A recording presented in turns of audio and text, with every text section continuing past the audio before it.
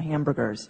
Now that creates a level playing field, so every producer knows that everyone else needs to make sure that they're not allowing hazardous foods. That's an important regulation, and certainly it costs businesses money, but that's important for consumer health. I don't know when I see that hamburger what's inside of it. That's critical. So this sort of blanket regulatory stuff, we need to dig down deep into that. Second, we had an over 8% drop in GDP because of the crisis. That is a massive hole to fill. And I concur with my colleagues over here that, it may have been that the housing bubble was at an elevated level of demand flowing through the economy because of the housing bubble, but that doesn't change the fact that when you pull it out of the economy, you have a gaping hole, and that's left 14 million people out of work. It is that hole that government spending is the only entity right now can fill, unless we're going to dramatically increase our experts. Very quickly, my third point, around this uncertainty question, certainly, there's always uncertainty in the economy, but I think we should have been asking ourselves in the early 2000s how we were going to pay for those massive tax cuts that we did when we were also having two unfunded wars.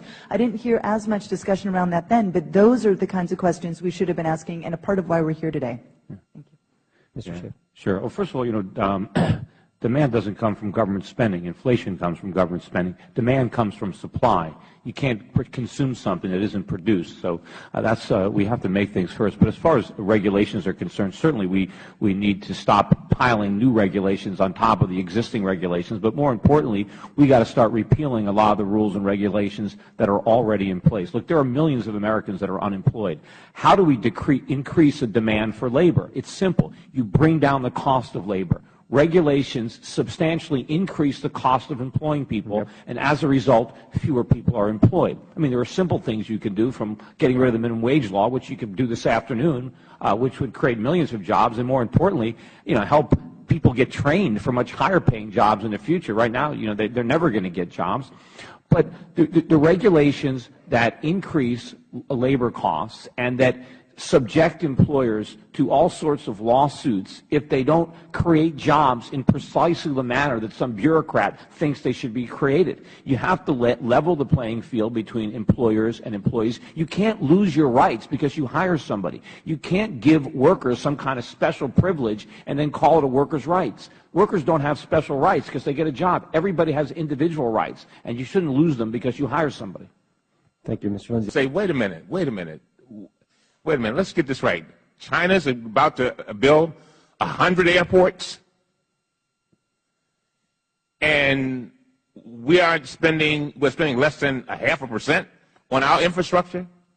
Something's wrong. But I would love to address some of the points that Mr. Cummings make it real quick if you could, Mr. Schiff, because I want to get to. Well, he made so many points, but you're right about one thing, that the bad regulation didn't start under Obama. We have a lot of regulations that need to be undone, but it's not just the intent. I don't argue with you that in some cases the intent of the regulation is good. The problem is the consequences are the exact opposite of the intent. And infrastructure spending doesn't stimulate the economy. It drains the economy of resources. Infrastructure only helps in the long run when you finish the project if it raises the productivity of the nation. But in the meantime, we are too broke. China can put in these airports because they're rich. We're broke. Before we can afford to improve the infrastructure, we need to have more serious restructuring of our economy. We have to start making stuff. We need more factories before we can start figuring out how to make our roads prettier. You can say what you want about the stimulus bill, but I can bring a room full of people who will tell you that they were not able, if it were not for the stimulus bill, they would not have had jobs. I know that it has its effect.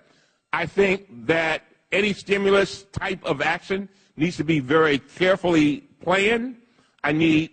And I think it needs to be very targeted. I mean, Mr. Cummings pointed about he can, when people get a stimulus job, he can see those jobs. Yeah, you can always see the jobs that government creates. What you don't see are the jobs that they destroyed to create those jobs. All the government can do is rearrange the resources. It doesn't create any wealth.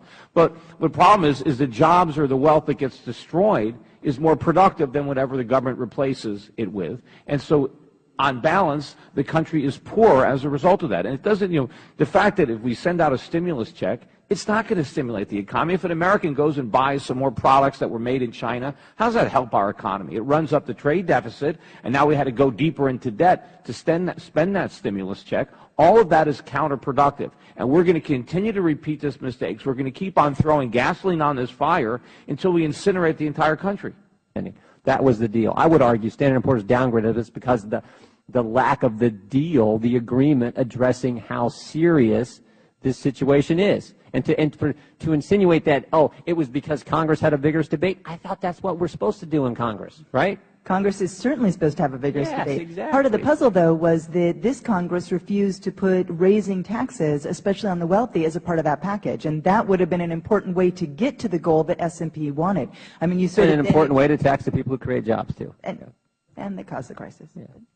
Mr. Schiff. It was definitely. We're going to get to the good doctor from Tennessee next. Definitely the deal, not the discussion. And with due respect, I did call the financial bubble, and I criticized S&P and Moody's and Fitch at the time for putting AAA ratings on bonds that I knew were going to go to zero. And in my opinion, S&P didn't downgrade the United States far enough. That's the problem. Let me just say this.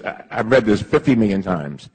Their concern was that there were members of